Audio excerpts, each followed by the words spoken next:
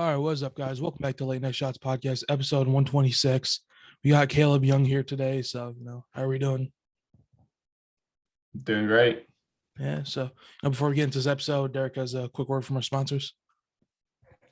As everybody watches our videos knows, we have three great sponsors: Liquid IV, Body Art Nutrition, and Defense Soap. You can find all their links down below, and go check out our merch. That'll also be linked down below. We have some cool new stuff coming out soon. All right, I guess we'll just hop right into it. Kaleb, welcome to the show. We really haven't gotten the opportunity to talk to too many of the Iowa studs, but it seems like in the last couple of days, I've been having some good conversations with a couple of your other teammates as well, to have a couple of you guys on. So it's exciting. You're one of the schools obviously we wanted to get in contact with, because we pretty much talked to everybody, from the other schools, at least, the studs.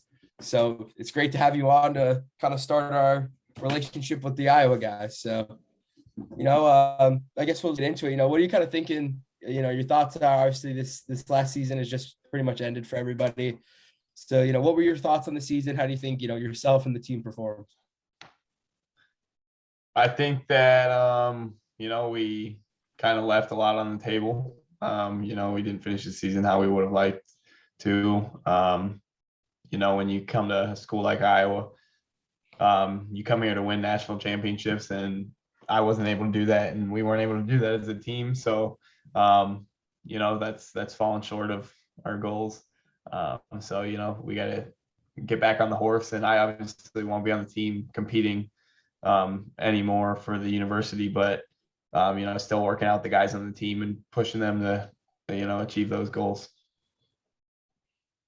Yeah, so just looking forward for Iowa, you have a big recruiting class coming in next couple of years. You have Gabe Arnold, Kobe Franklin, Ben Keeter, and you're also, the women's team is getting going. So it's kind of your outlook looking at that. Yeah, for sure. We got those guys coming in. Arnold's moving to Iowa City, I saw. So, that's big. He's an awesome guy. Look forward to having him in the room. The women's team, that's a lot of momentum coming in. Not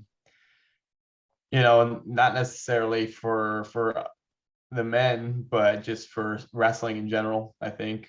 Moving the sport forward. A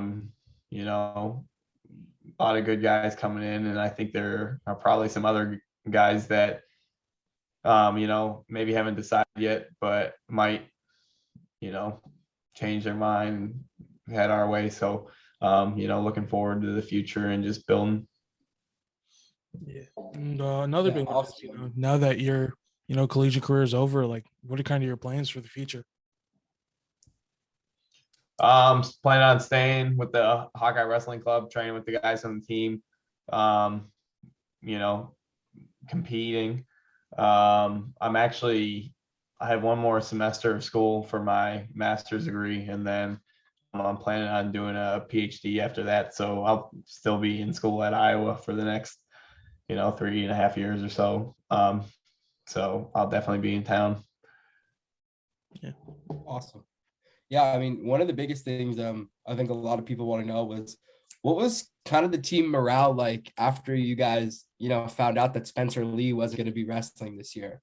That was obviously one of the bigger hits for you guys, not having Spencer there, wrestling at the Big Tens, wrestling at nationals. And I know obviously you guys have a next man up mentality, because I think, Drake Ayala, he did a really great job of filling in that spot, as well as the other guys they had there. So, but I mean, having a guy like Spencer Lee on your team, and then, at one moment not having him, what was that kind of like for the whole team, thinking, all right, we don't really have Spencer right now?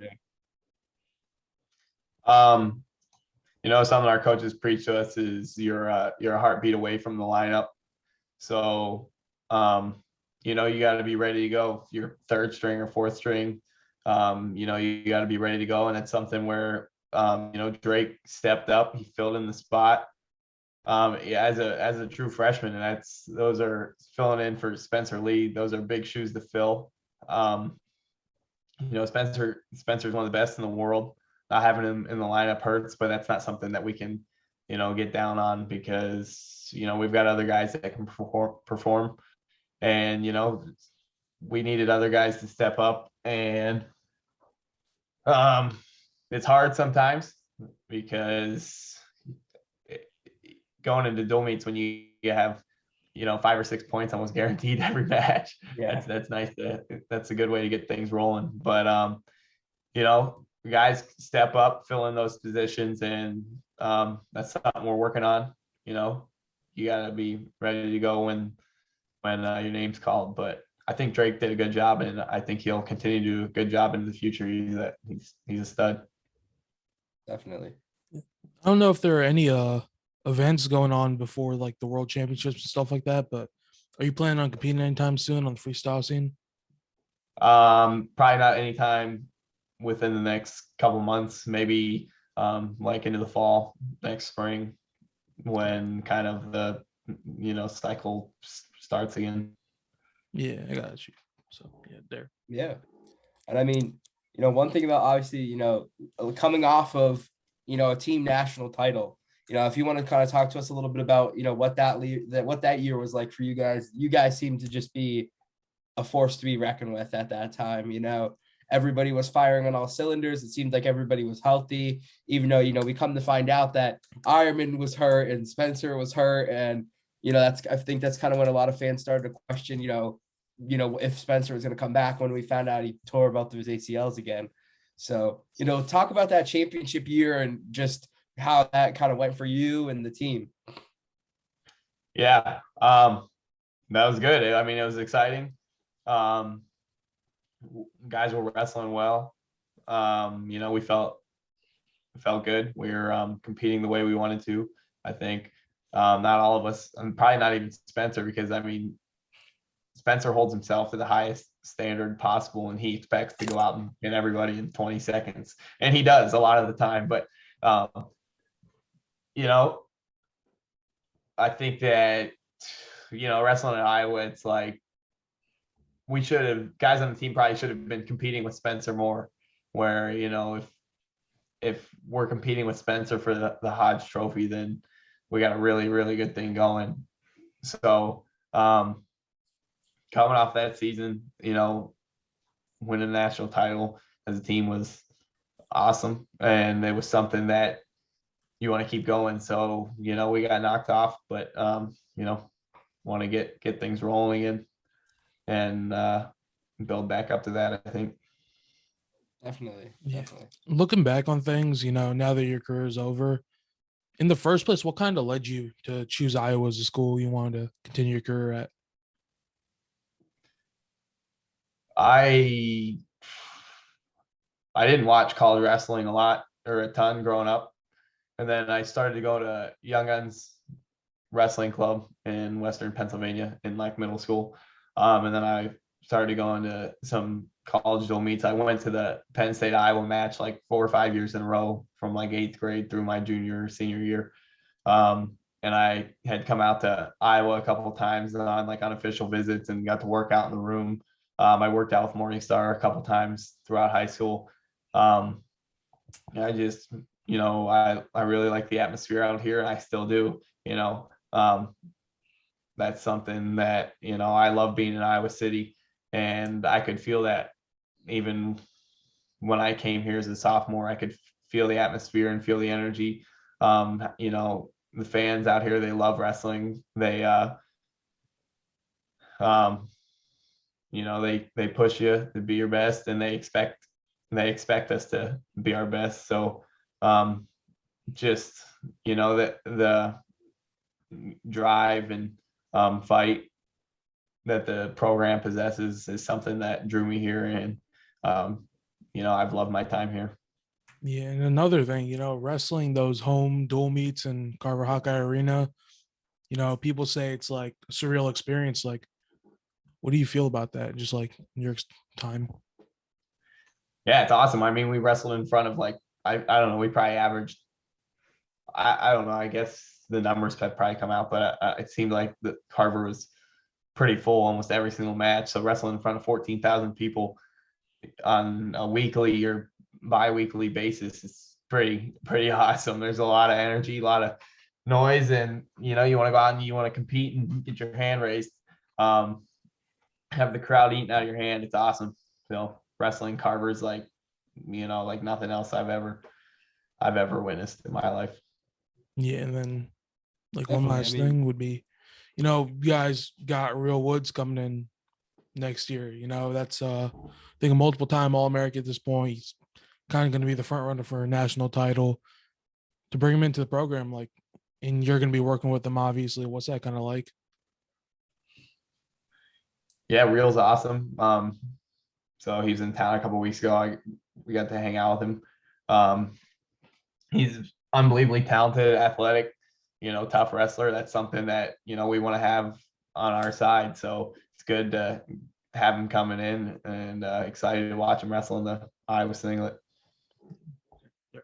definitely. I mean, we usually, we have, like I said, a ton of other guys on. We really haven't gotten, other than Gabe, who he was great. We really haven't gotten to talk to. Oh, and Colby Franklin, to Iowa guys. But those were, guys who haven't really been there yet. But we like to ask, favorite Iowa home wrestling match moment, because we've heard some really great ones about fans barking at people and things being said. But what was your favorite moment you ever had inside of Carver Hawkeye? I think Sam Stoll's senior year, it was kind of up in the air whether he was going to wrestle or not against Iowa State, because he was, coming back from an injury. And, it came down to heavyweight where we needed to win. And he wasn't supposed to wrestle, but, he like told Tom that he was going to wrestle, and he walked out. And his walkout song was the from Star Wars, like Darth Vader's the Imperial Death March or whatever. I can't even think of the name right now, but it's pretty cool. That's probably one of my favorite moments. That's awesome. He seems like he's just like a funny guy to be around. Sam Stoll. He seems like like if it's not like the super high cut, one of the overalls I've seen him wear in some pictures and stuff. It's kind of funny. And then obviously, Yeah. you got guys, like Stoll in the room. And then obviously, right now, Tony Cassiope. And you're really going to add on to, that dominant upper weight position, with Ben Keeter, and then obviously Colby Franklin as well. So, I mean, what's it like just being with those guys, these kind of top of the line heavyweights, having them on your team? Yeah. I mean, you start a match with a world beater like Spencer Lee, you want to end the match with a world beater like Tony Cassiope. So, I mean, having a good heavyweight's important, because that's a weight class that's, I don't know, like watching Tony wrestle is awesome, because he goes out and he can manhandle guys. So that's something that, heavyweight's a little bit different than other weight classes, where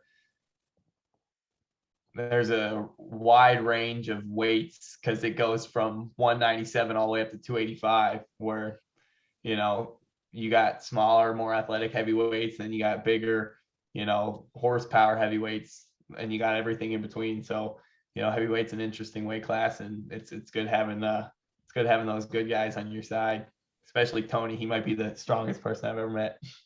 Yeah, Yeah, so and I think we kind of saw a little bit of a full body transformation once he got to Iowa and kind of settled down. A lot of people talk about the discipline you guys have, and I think he kind of took that and ran with it, because we saw him go from a little bit of a stockier heavyweight to this kind of ripped up, jacked. You could see all the muscles in his body when he's wrestling, kind of heavyweight. So I mean, if you do you know anything about what he was kind of doing, or what he was, what he kind of changed a little bit to kind of get to that place he needed to be?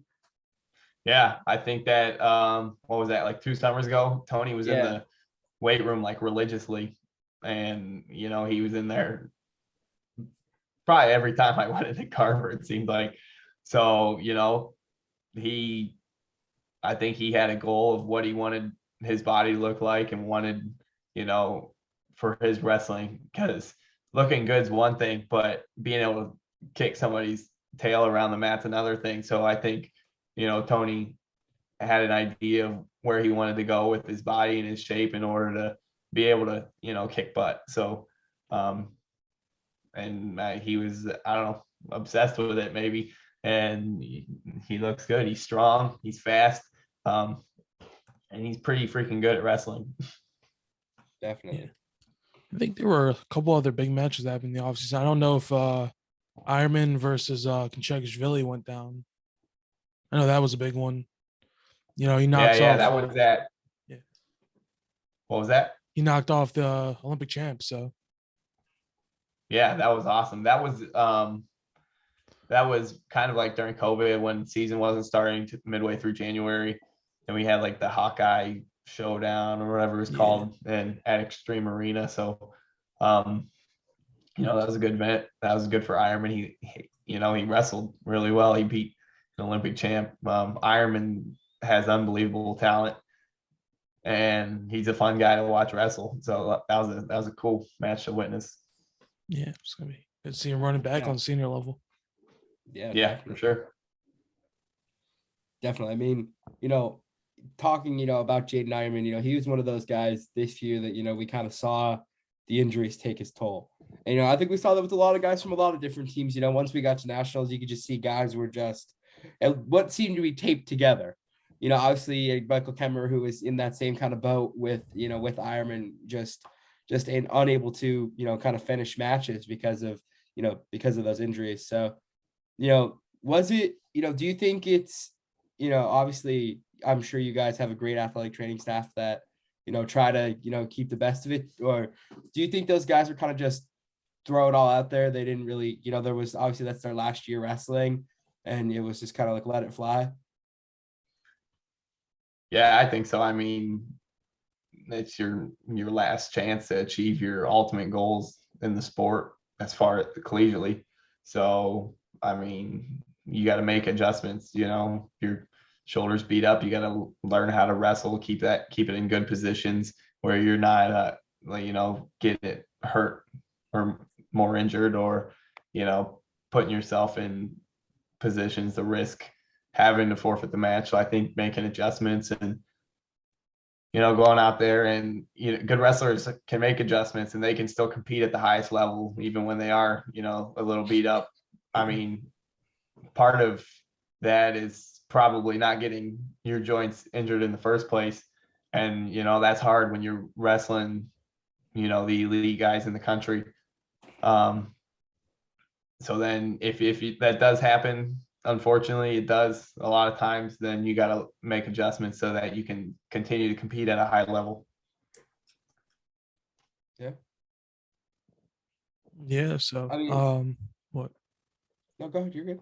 All right. So with the women's wrestling team, I think that's probably the biggest development. I think the year after next year. So, Clarissa Chun as the head coach. I think he pulled in a bunch of guys. Kylie Welker is the main recruit, along with a bunch of others. So I know that's something you guys are looking forward to a lot. Plus, the new facility coming in. I think you guys got it's like a $26 million grant or something like that. Yeah, it's exciting. The women, they will start competing this next wrestling season. They won't be able to compete in like dual meets or anything, but as far as like they'll be practicing and competing in open tournaments. So I mean that's big. And then we break ground, I think, this summer on the new facility. A lot of momentum coming. I love our current wrestling room. It's like underground in Carver, and it's world class already. So it's exciting to see what's on the horizon. Definitely. I mean, and I think, a lot of people, when they heard about the women's wrestling program, kind of, started to question, who are they going to compete against? Because, to be honest, there's not really that many top of the line women's wrestling programs, obviously at the D1 level, I'm saying, obviously you have North Carolina, I know has a couple girls, and I know from Arizona State has a couple girls as well up there. And they, then other than that, since this last past year, the highest level of women's wrestling was Division II, and we had some of the best girls in the country go to these Division II schools.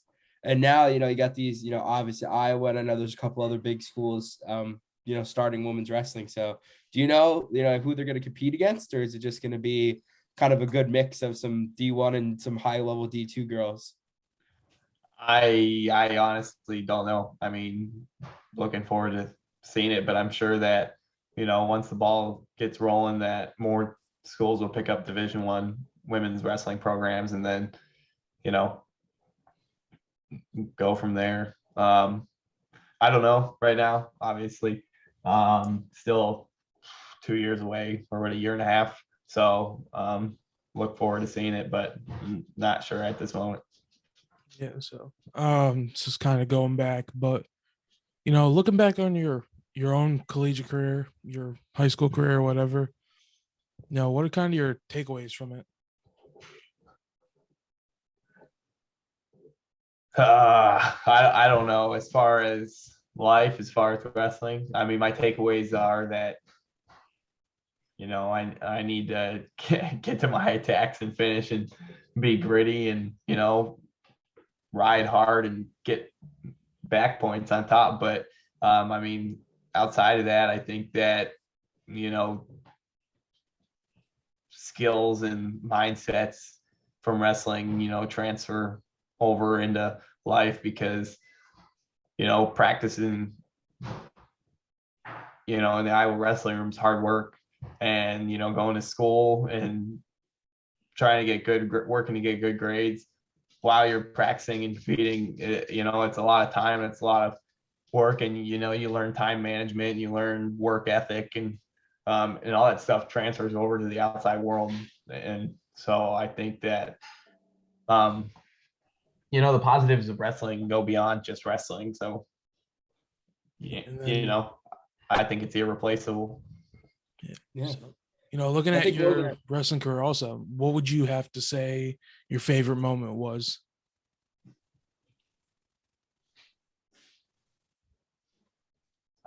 Probably the team winning the national title. Yeah. So, yeah. Yeah, and I think, one of the big things, a lot of the fans wanted to know was, what is it like having your father-in-law as a coach? So what is that like, going through a season with, obviously, you're kind of part of the brand's family now. So, do you think he was a little bit tougher on you, or do you think he, was maybe a little bit nicer? I don't think anything changed. I think he still treated me like his athlete. Except I just go over to his house probably more than other people on the team. That's a good answer. Good answer. Yeah. But I mean, coming from Western PA, obviously I'm a PA guy myself. So I watched you a little bit growing up while you were wrestling in high school and stuff. What was that transition like for you coming from Western PA all the way out to Iowa? Was it much of a transition, or did it all kind of just fit? I don't think the transition's that hard when you're coming into a team.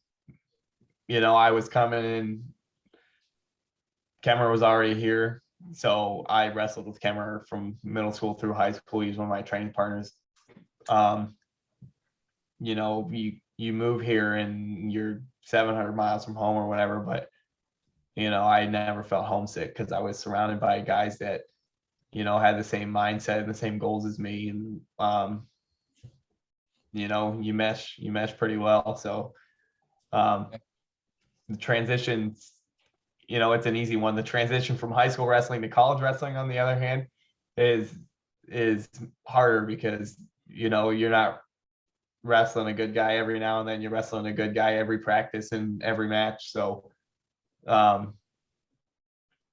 it's a different kind of shape, and it's a different wrestling style, and, you gotta work hard to make that transition. Definitely. And I think one thing a lot of people have noticed, and I think even the Big Ten Network has said it, is your team was full of guys from Pennsylvania. Obviously yourself, Kemmerer, DeSanto, Spencer Lee.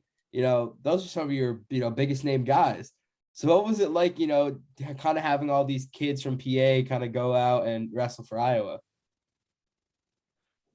It's pretty cool. Me and Spencer, Kemmer, and Murin, we wrestled with each other for 7 years before we came to college. So I've been wrestling alongside those guys since middle school. And we're probably we were already tight knit before we came to college, and now we're even closer. So love being around those guys. They're the hardest working guys I know. alongside everybody else on the team. DeSanto's a beast. So I don't wrestle DeSanto much in the room because I'm way bigger than him, but I work out with DeSanto, whether it's lifts or, me and DeSanto go mountain biking together all the time. And he's a beast on a mountain bike like he is in the wrestling room. So, it's awesome being around these guys and just everybody else on the team as well. Something big, came up yesterday. Alex Marinelli versus Richie Lewis on the next Stalemates card. So yeah, that'll be cool. feel I look forward to it. Yeah, I think it's freestyle, but Yeah. I'm not sure. I don't know. I don't know what it is. Yeah, It might be folk style. I think it might just have like some altered rules. I don't know. I'd have to check for sure with Marinelli, but that guy can wrestle. He's pretty I strong. know. Zach from Stalemates just did an interview with Tom Brands too. Yeah. I saw them in the room, but I haven't seen the interview yet. So. Yeah. I watched it a couple days ago. I think it was pretty good, but I'll leave a link down below if you guys want to check it out. So there you can just get into whatever. All right. We like to kind of close these videos out with kind of letting the fans get to know you guys a little bit better, kind of learn a little bit about, yourself. So we usually like to ask a couple of questions. So I'm going to pass it over to my guy up at the top, and I'm going to let him ask his questions. They're a little bit more wrestling oriented, and then we'll slide over to me, who's, a little bit funnier. We'll have a little bit funnier questions and, kind of end it with a couple of laughs. So. Sounds good. Okay, so the first one is, who are your top 3 favorite collegiate wrestlers, but none of them can be from Iowa? My top 3 collegiate wrestlers, none from Iowa. Probably. I mean, Nico Megaludis, he went to Young Uns with me. So I was, a middle schooler, and he was, finishing off his high school career, and we were working out in the same room. So, and Nico's an awesome guy. So I love Nico. Let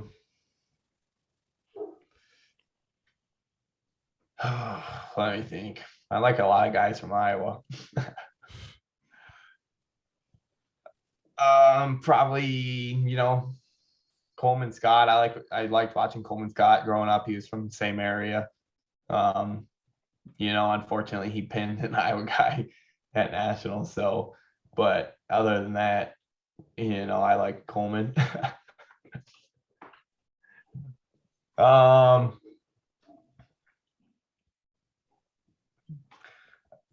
Nolf. Nolf was my training partner from, elementary school. He went to Young Uns as well. So I worked out a lot with him, and we still keep in contact. So he's one of my friends. Yeah, that, solid list. I think every list we've had so far, except for 3, have had David Taylor in them. And I think like most of them had Cal Dake or something like that. Yeah, but, yeah. The next question is, if you had to say there's one person who has impacted your wrestling career the most, who would that be and why?